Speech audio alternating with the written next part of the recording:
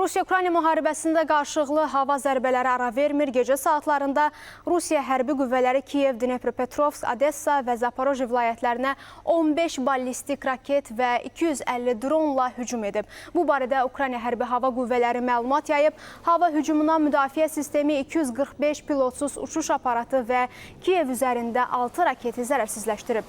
Kiyevdə dron qalıqları, yaşayış evləri, ticarət mərkəzi, təhsil müəssisələri və avtomobillərə ziyan vurub, yanğınlar baş verib. Son məlumatlara görə isə 15 nəfər yaralanıb. Digər tərəfdən Rusiya Müdafiə Nazirliyi ölkə ərazisinin Ukrayna hərbi qüvvələrinin hücumuna məruz qaldığını açıqlayıb. Bir neçə region üzərində Ukraynaya məxsus 94 dron zərərsizləşdirilib. Onlardan əksəriyyəti 64-ü Belqrad vilayəti üzərində vurulub.